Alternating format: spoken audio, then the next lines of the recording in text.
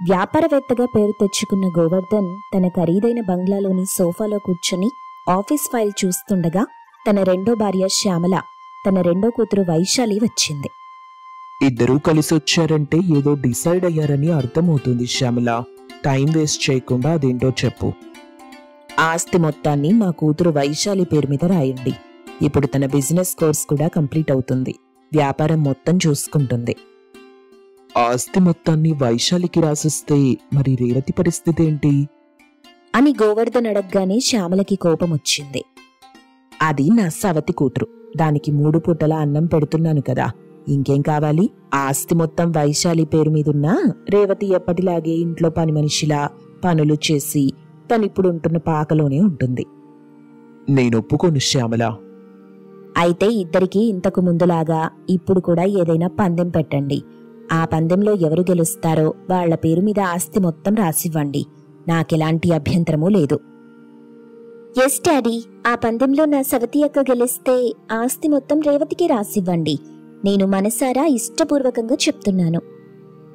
ఇందులో ఎలాంటి మోసమూ లేదండి. కుట్ర అంతకన్నా లేదు, నమ్మండి. సరే, మీరు చెప్పినట్టే పందెం పెడతాను. ఇప్పుడు రేవతి పాకలో లేదు.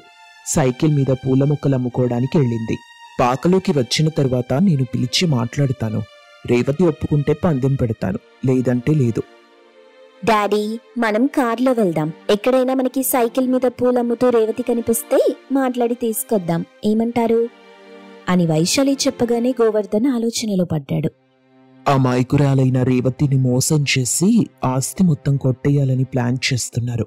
రేవతితో మాట్లాడి ఈ తల్లి కూతుళ్ళకి బుద్ధి చెప్పాలి. నేను కారులో వెళ్తాను, రేవతిని కలిసి విషయం చెప్తాను అనుకుని గోవర్ధన్, వైశాలి కారులో వెళ్తుంటారు. పేద అమ్మాయి రేవతి సైకిల్ మీద ఊరంతా తిరుగుతూ పూల మొక్కలు అమ్ముతూ ఉండగా ఒకచోట కారులో వైశాలి అడ్డొచ్చింది. రేవతి ఆ కారు చూసి ఏమీ మాట్లాడకుండా సైకిల్ని పక్కకి తీసుకుని వెళ్తుంటే వైశాలి కారు దిగింది. కోపంగా, ఏ రేవతి, నిన్ను మా అమ్మ పిలుస్తుంది. నేనిప్పుడు రాలేనమ్మాయి గారు, పూల మొక్కలు అమ్ముకోవాలి. సాయంత్రం వీలు చూసుకొని వస్తాను, తమరెళ్ళండి. ఇప్పుడు రాకపోతే ఈ రోడ్డు మీదే నీ పూల మొక్కల్ని నాశనం చేస్తాను. తగిన డబ్బుల్ని విసిరేస్తాను, ఏరుకో. ఇలా చూడండి అమ్మాయి గారు, మీరు డబ్బున వాళ్ళు, గొప్పవాళ్ళు. డబ్బులు విసిరేయగలరు, ఇంకేమైనా చెయ్యగలరు. కానీ నేను చాలా పేదమ్మాయిని మేడం. ఇలా కష్టపడుతూ ఒక్కొక్క రూపాయి సంపాదిస్తాను కాబట్టి, డబ్బు విలువ, కష్టం విలువ తెలుసు కాబట్టి నేను పని చేసుకుంటూ వచ్చిన దాంతో సంతృప్తిగా ఉన్నాను. నన్ను వదిలిపెట్టండి మేడం, నేనిప్పుడు రాలేను. నువ్వు డబ్బులకి రావని నాకు మా మమ్మీకి తెలుసు కదా సవతి అక్క. అందుకే నీకిష్టమైన వాళ్ళని తీసుకొచ్చాను. వాళ్ళు చెప్తారు. అప్పుడు నువ్వు నీ డొక్కు సైకిల్ తొక్కుతూ మా వెనకాలే వస్తావు అని వైశాలి చెప్పిన తరువాత కారులో నుండి తండ్రి గోవర్ధన్ దిగాడు. నాన్నా? అవును, మన నాన్న. ఇప్పుడు నువ్వు ఈ నాన్న కోసం ఇంటికొస్తావు. ఏమైంది నాన్న, నువ్వెందుకు కారులో వచ్చావు? డాడీ రాలేదు రేవతి, మా మమ్మీ పంపించింది. వైశాలి, కారులో ఇంటికి వెళ్ళు తల్లి. నేను రేవతితో మాట్లాడి ఇంటికి తీసుకొస్తాను. ఏమైనా ఉంటే ఇంటి దగ్గర మాట్లాడుకుందాం. అలాగే డాడీ, ఆలస్యం చేయకుండా ఇంటికొచ్చేయండి.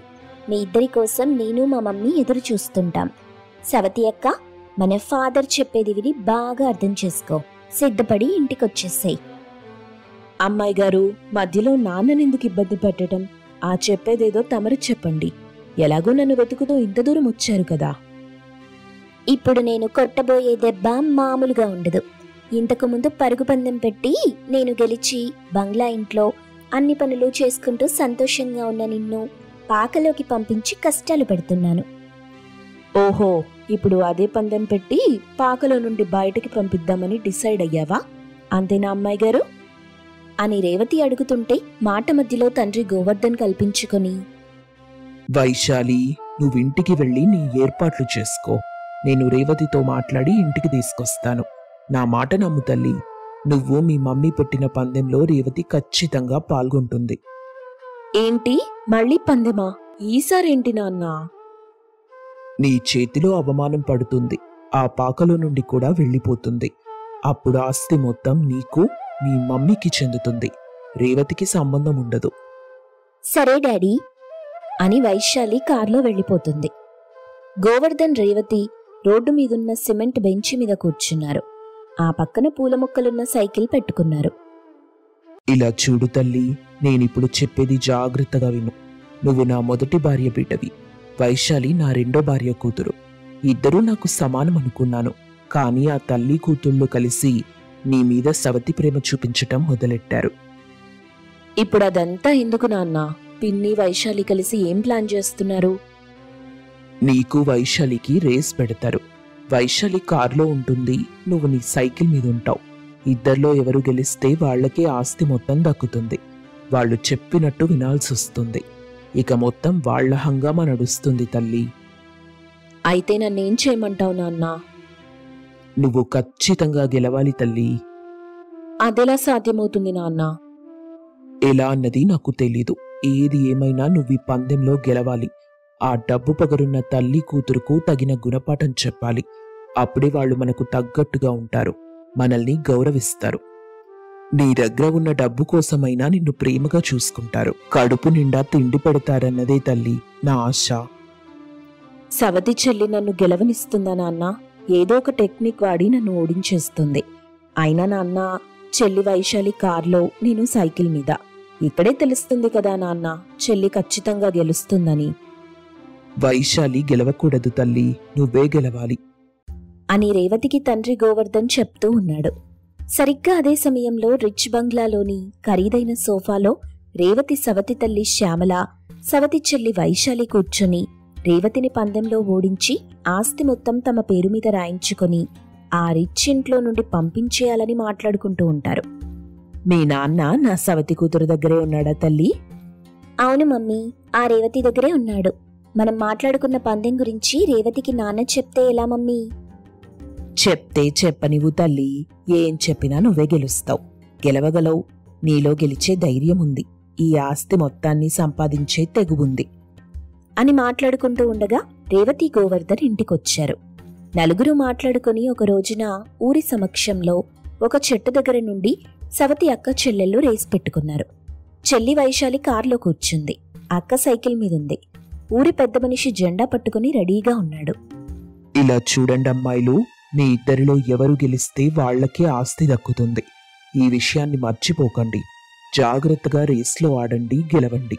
ఎవరు గెలిచినా నేను సంతోషిస్తాను, వాళ్లకి ఆస్తి మొత్తం రాసిస్తాను అని చెప్పగానే పెద్ద మనిషి జెండా ఊపాడు.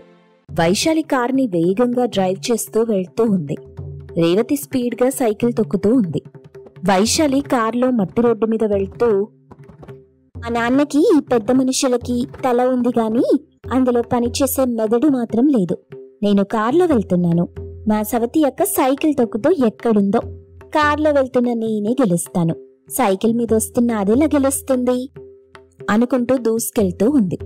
రేవతి మాత్రం హుషారుగా టెన్షన్ పడకుండా సైకిల్ తొక్కుతూ వెళ్తుంది. అడవిలో ఒక చోట వైశాలి కార్ పంచర్ అవుతుంది.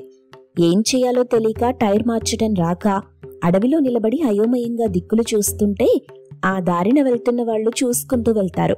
కాని ఎవరూ వైశాలికి సాయం చేయటం లేదు. ఇదేంటి, ఎవరూ ఆగట్లేదు, సాయం చేయటం లేదు, ఇప్పుడు నేను అని అనుకుంటూ ఉండగా రేవతి సైకిల్ తొక్కుతూ కారు దగ్గరికొచ్చింది.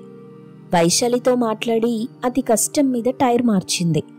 అలా మారుస్తున్నప్పుడు రేవతి పడుతున్న కష్టాన్ని, కారుతున్న చెమటని చూసింది వైశాలి. అప్పుడు నిజంగానే వైశాలి మనసు మారింది. రేవతి గెలవాలని కోరుకుంటుంది. కారులో నెమ్మదిగా వెళ్తూ ఉంది. రేవతి సైకిల్ తొక్కుతూ వెళ్తోంది. రేవతి విన్నవుతుంది. ఊరంతా సంతోషిస్తారు. గోవర్ధన్ మురిసిపోతూ, నేననుకున్నట్టు నా పెద్ద కూతురు గెలిచింది, ఆస్తి మొత్తాన్ని రేవతికే రాసిస్తాను అనుకుంటూ ఉండగా ఊరి వాళ్ళందరికీ నమస్తే, ఈ రేస్లో నేను గెలవలేదు, అసలేం జరిగిందంటే అని చెప్తుంటే వైశాలి కల్పించుకుని, అందరూ నన్ను మన్నించండి, నా సవతి అక్క రేవతిని నేనెంతో బాధ పెట్టాను. అడవిలో నా కార్ పంచర్ అయింది, ఎవరినడిగినా సాయం చేయలేదు, ఎంత బ్రతిమాలినా ఏ ఒక్కరూ నా దగ్గరికి రాలేదు.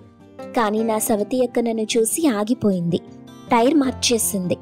అదే నేనైతే అలాగే వదిలిపెట్టి వచ్చేసేదాన్ని. సారీ అక్క, నన్ను మన్నించు, ఇక నుండి నువ్వే మనింటి మహారాణివక్క అని చెప్పగానే గోవర్ధన్ చాలా సంతోషిస్తాడు. ఇక అప్పటి నుండి సవతి అక్క చెల్లెళ్ళు కలిసిమెలిసి ఉంటారు. శ్యామల ఎంత చెప్పినా వైశాలి వినిపించుకోకుండా రేవతితో ఆనందంగా కలిసుంటుంది. గోవర్ధన్ తన ఇద్దరు కూతుళ్లని చూసి చాలా సంతోషిస్తాడు. హాసినికి ఆ రాత్రి సరిగా నిద్ర పట్టలేదు. చాలా చిరాగ్గా ఉంది. ఇంతలో తన రూమ్మేట్ కావ్య వచ్చింది. ఎందుకే అలా టెన్షన్ పడతావు? రంగోలీ కాంపిటీషన్లో ఈసారి నువ్వే ఫస్ట్ వస్తావులే. మేమంతా నీకే సపోర్ట్ చేస్తున్నాం కదా. పైగా నువ్వు వేసే ఆ ముగ్గులు అద్భుతంగా ఉంటాయి. చూడ్డానికి ఎంత బాగుంటాయో. నా ముగ్గుల గురించి నాకు తెలీదా చెప్పు? కానీ టాలెంట్ ఎవరి సొత్తు కాదు. ప్రతిసారి కొత్త వాళ్ళు కాలేజ్కి వస్తుంటారు కదా. నీకు ఎవరి మీదైనా అనుమానంగా ఉందా? అలా ఎవరైనా ఉంటే చెప్పు, వాళ్ళని రంగోలీ కాంపిటీషన్కి రాకుండా చేస్తాం. నాకెవ్వరిపైనా అనుమానం లేదు. కానీ రేపు కాలేజ్కి వెళ్ళి చూస్తే తెలుస్తుంది. సర్లేవే, నువ్విప్పుడు పడుకో. చాలా లేట్ అయిపోయింది. ఎంత హాయిగా పడుకుంటే అంత బాగా ముగ్గులెయ్యొచ్చు తెలుసా? మనసు ప్రశాంతంగా ఉంచుకో. లేనిపోని ఆలోచనలు పెట్టుకోకు. అలాగే అంటూ హాసిని నిద్రలోకి జారుకుంది. మరుసటి రోజు కాలేజ్కి అందరూ వస్తారు. చాలా మంది రంగోలీ కాంపిటీషన్కి తమ తమ పేర్లిస్తారు. అప్పుడే అక్కడ వెన్నెల పేరు బాగా వినిపిస్తూ ఉంటుంది. వెన్నెల కూడా హాసిని క్లాస్మేటే. కానీ ఇంతవరకు రంగోలీ పోటీల్లో పాల్గొనలేదు. తొలిసారి రంగోలీ పోటీల్లోకి వస్తుంది. అది చూసి హాసినికి చాలా కోపమొచ్చింది. ఒసేయ్ వెన్నెల, నీకేమైనా పిచ్చా? నేను కూడా పోటీల్లో ఉన్నా కదా. ఇలా కాంపిటీషన్లోకి వస్తావేంటి? ఏమైంది నీకు? నువ్వుండవే, దాన్ని నేను చూసుకుంటాను. వెన్నెల, అలా పక్కకెళ్ళి మాట్లాడుకుందాం పదా అంటూ కావ్య హాసిని వెన్నెలని కాస్త పక్కకి తీసుకెళ్తారు. హాసిని కోపంతో రెచ్చిపోతుంది. అయినా నువ్వేమనుకుంటున్నావే? నీలాంటి పేదవాళ్లకి ఈ ప్రైజ్ ఎలా వస్తుందనుకుంటున్నావు? నేను చూడు ఎంత మంచి బట్టలు వేసుకున్నానో. కాలేజ్లో నాలాంటి ధనవంతుల పిల్లలకు మాత్రమే ప్రైజ్ మనీ వస్తుంది. అందరూ మమ్మల్ని చూసే తీరు వేరుగా ఉంటుందిలే. అయినా నువ్విప్పుడు రంగోలీ కాంపిటీషన్లో పాల్గొనడం అవసరమా? వెళ్ళి పేరు వెనక్కి తీసుకో. చూడు హాసిని, నేనసలు వెనక్కి తీసుకోను. ప్రయత్నం చేస్తాను. ప్రైజ్ వస్తే సంతోషం, రాకుంటే కూడా ఆనందంగానే ఉంటుంది. ఎందుకంటే ప్రయత్నం చేసి ఓడిపోయాను కదా. ఇదేంటి ఇలా అంటుంది? నువ్వే చెప్పవే కావ్య. చూడు వెన్నెలా, ఈ కాపై నీ డ్రామాలు ఆపేసే. వెళ్ళి పేరు వెనక్కి తీసుకో. మీరెంత చెప్పినా నేను వినిపించుకోను. అయినా మీతో మాట్లాడడం నాకు అస్సలు ఇష్టం లేదు అంటూ వెన్నెల అక్కడి నుండి వెళ్ళిపోయింది. తర్వాత కోపంతో హాసిని తలపట్టుకుంది. కావ్య ఓదార్చే ప్రయత్నం చేసినా లాభం లేదు. నాకు తెలిసే, అది ముగ్గులు వేయటం నేను చాలాసార్లు చూశాను. అది నాకంటే బాగా వేస్తుంది. దాని ఇల్లు మా కాలనీ పక్కనే ఉంది. కాలనీలో మాలాగా రిచ్గా ఉన్నవాళ్లుంటారు. మాకు కొంత దూరంలోనే స్లమ్ ఏరియాలో ఈ వెన్నెల వాళ్ళుంటారు. నేను వాళ్ల ఊరి వైపు వెళ్ళినప్పుడు చాలాసార్లు వెన్నెల వేసిన ముగ్గులు చూశాను. అందుకేనే నేను చాలా టెన్షన్ పడుతున్నాను. ఈసారి ఎలాగైనా రంగోలీలో నేనే గెలవాలనుకున్నాను. నువ్వేం టెన్షన్ పడకే. అలాంటి చీప్ వాళ్ళని డబ్బుతో కొనొచ్చని నీకు తెలుసు కదా. అయితే ఇంకెందుకు లేట్? వెంటనే ఆ పనిలో ఉండు. అంతవరకు నాకు ఈ టెన్షన్ తగ్గదు. అలా హాసిని కాస్త డబ్బిచ్చి కావ్యని వెన్నెల దగ్గరికి పంపుతుంది. కావ్య వెళ్లి డబ్బులిచ్చినా వెన్నెల ఒప్పుకోదు. నేను పేదదాన్ని కావచ్చు, కాని నా టాలెంట్ అమ్ముకోను. మీ డబ్బు తెలివితేటలు నా దగ్గర చూపించకండి. డబ్బులో తక్కువ కావచ్చు గాని గుణంలో మాత్రం మా పేదవాళ్లం తక్కువేం కాదు. అది గుర్తుపెట్టుకోమని చెప్పు హాసినికి అంటూ కావ్యకి చివాట్లు పెట్టి పంపింది వెన్నెల. విషయం తెలిసి హాసిని కోపంతో రగిలిపోతుంది. ఇక గంట తర్వాత రంగోలీ కాంపిటీషన్ ప్రారంభమవుతుంది. హాసిని వెన్నెలతో పాటు చాలా మంది రంగోలీ పోటీల్లో పాల్గొంటారు. కానీ అందరి చూపు హాసిని మరియు వెన్నెల వేసే ముగ్గులపైనే ఉంటుంది. కొంత సమయం తర్వాత కావ్య కావాలనే వెన్నెల ముగ్గుపై అక్కడే ఉన్న బకెట్ నీళ్లు పడేలా చేస్తుంది. అయ్యో, అనుకోకుండా జరిగిపోయింది వెన్నెల, నన్ను క్షమించు. అయినా ఈ నీళ్ల బకెట్ ఇక్కడెవరు పెట్టమన్నారు? ఈ తప్పంతా నీదే కదా, కాస్త చూసుకోవాలి మరి. ఇదిగో కావ్య, ఏం చేస్తున్నావే? అలా మాట్లాడుతూనే ఉంటావా? అసలే సమయం తక్కువగా ఉంది. నా దగ్గరికొచ్చి ఆ రంగులిలా ఇవ్వు. వస్తున్నా నీ కావ్య హడావిడిగా హాసిని దగ్గరికి వెళ్ళిపోయింది. వెన్నెలేమో తన ముగ్గుపై నీళ్లు పడడం చూసి చాలా బాధపడింది. అదంతా హాసిని కావ్యల ప్లాన్ అని వెన్నెలకి అర్థమైంది. ఇక సమయం తక్కువగా ఉండటం వల్ల వెంటనే వెన్నెల అంతా శుభ్రం చేసి మళ్లీ కొత్తగా ముగ్గు వేయటం మొదలెట్టింది. ఎవరూ ఊహించని విధంగా సంక్రాంతి ముగ్గు వేసింది. దాంతో అందరూ వెన్నెల ముగ్గు చాలా బాగుందంటారు. కొంత సమయానికి అందరూ ముగ్గులు వేయటం పూర్తవుతుంది. ఎవ్వరూ ఊహించని విధంగా రంగోలీ కాంపిటీషన్లో వెన్నెల మొదటి బహుమతి గెలుపొందింది. 2వ ప్రైజ్ హాసినికొచ్చింది. కానీ హాసిని మాత్రం కోపంగానే ఉంది. బహుమతులు తీసుకున్న తరువాత, నేనెంత చెప్పినా వినిపించుకోకుండా పోటీలోకొచ్చావు. నేను గెలిచే పోటీలో నువ్వు ఓడిపోయేలా చేశావు. ఇది చాలా తప్పు వెన్నెల, చాలా తప్పు. నీకు డబ్బులిస్తానన్నా వదులుకోకపోవడం కరెక్టే అంటావా? తప్పు చేశావే, చాలా పెద్ద తప్పు చేశావు. నేనే తప్పు చెయ్యలేదు. పోటీలో పాల్గొనడం తప్పెలా అవుతుంది?